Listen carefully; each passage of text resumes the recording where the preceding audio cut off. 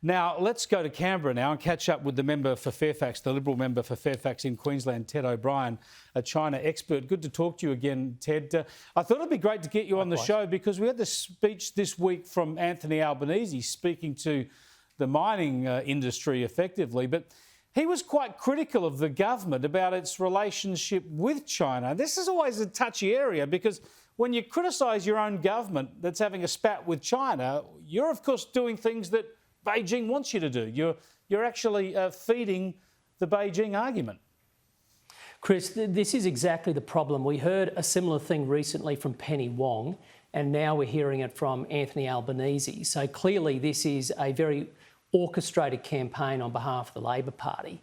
And I'm deeply concerned about it because they are effectively doing the bidding of the Chinese Communist Party.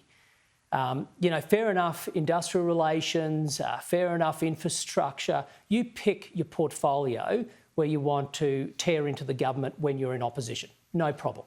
But we have a long-standing tradition of bipartisanship on key international areas of strategic importance.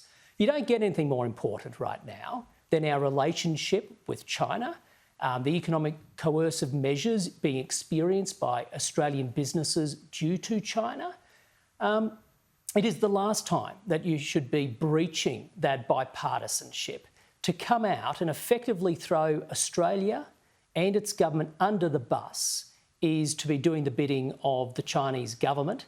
I would like to give Albanese and Penny Wong, the benefit of the doubt. Maybe it's just them being unconsciously incompetent, ignorantly not knowing that in actual fact they are feeding the very narrative that the Chinese Communist Party wants to feed, and they are pitting Australian business against the Australian government.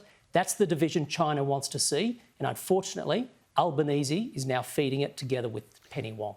Well, it's a difficult area. There's not strong language involved here. It's quite nuanced. Let's have a little look at some of what Anthony Albanese had to say. Australia needs more strategy and less politics when it comes to managing our differences with China. Foreign policy isn't a game. It's not a photo op.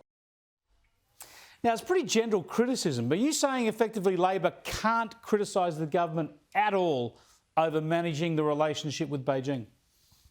We're a liberal democracy, Chris. They have every right to criticise as they please, and I have every right to speak to other Australians through people like you to point out the risk that they run in doing so.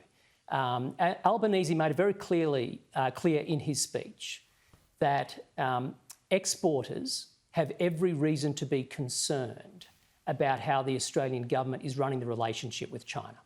Yeah, now China, there are a lot of leading business people who run these arguments, and they obviously have a vested interest in this. I think it's a fascinating area because I think Labor only does political damage to itself. I think the politically smart thing to do is to be in lockstep with the government. If you've got concerns about the policy, raise it with them privately, because you can only cheer up Beijing. You can only give power to their arm, and I don't think the Australian public will like it. You've got to be on Australia's side. So I think it's a political misstep by Labor as much as anything. Chris, I think you're right. I think the everyday Australian would have accepted even a light touch-up from Albanese to the government if he had then gone on to say that he too is concerned about the actions of Beijing when it comes to our own businesses in Australia. Silence. He said nothing, not one word of even a sympathetic word, trying to express some concern. I mean, basically, he did not take the side of Australia. He did not take the side of Australian businesses. And if he is this much a soft touch in opposition, then God help Australia if he was ever to actually get into government.